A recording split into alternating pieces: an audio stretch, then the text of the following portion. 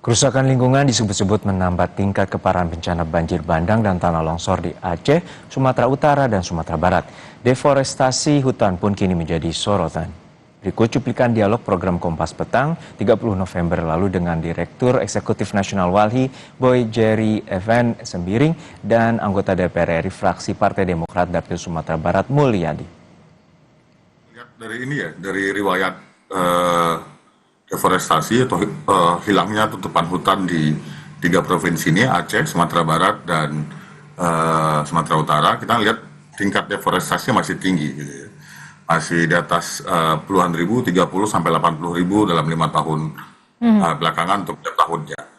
Nah, yang kedua kita lihat dari foto-foto atau video yang beredar gitu ya, itu kita bisa lihat bahwa ukuran kayunya nggak semua kecil gitu ya. Kalau dia kecil bisa jadi itu jadi hutan tanaman. Lalu tapi kalau ukurannya besar, nah itu bisa jadi kan dari proses penebangan liar gitu. Nah, yang ketiga saya sih harus menyampaikan gitu ya.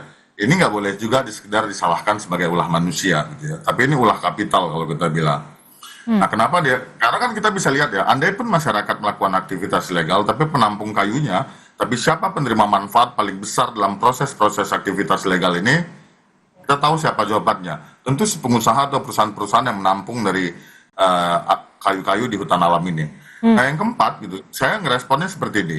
Saya merespon seperti ini. Kalau memang ada hambatan gitu ya, hambatan misalnya aktivitasnya dilakukan malam atau bagaimana, saya mengingatkan bahwa proses penegakan hukum lingkungan itu nggak boleh ansih dilakukan dengan cara yang konvensional. Dia bisa menggunakan cara-cara modern dengan scientific evidence, dengan penggunaan remote sensing.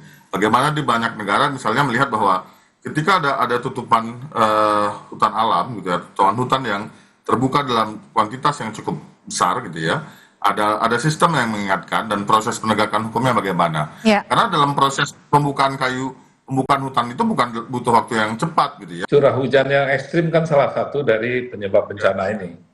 Saya juga melihat di sini ada kerusakan lingkungan yang sudah cukup masif ya.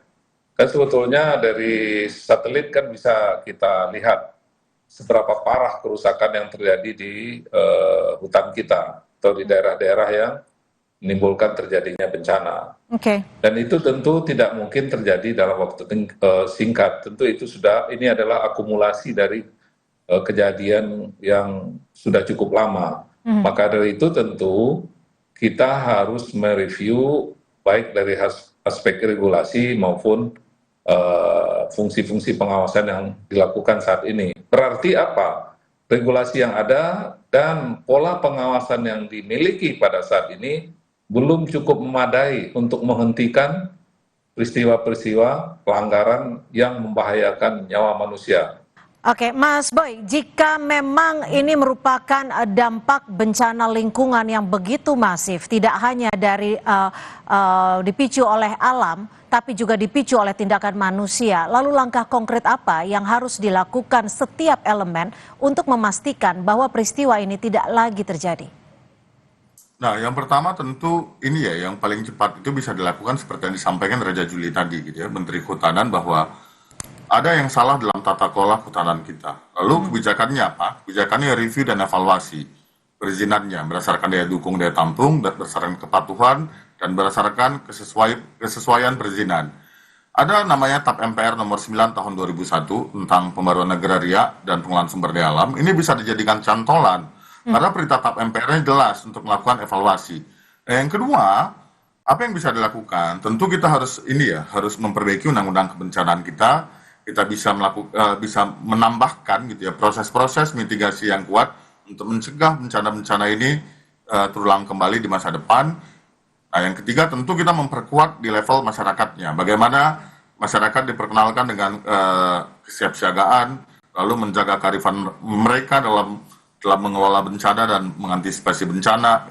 Nah, jadi 3 hal ini menjadi hal yang penting untuk kami gitu ya. Ada penegakan hukum yang terkait dengan evaluasi dan lainnya, lalu ada pembaruan regulasinya dan peraturan perundang-undangan, dan yang ketiga ada penguatan di sisi masyarakatnya.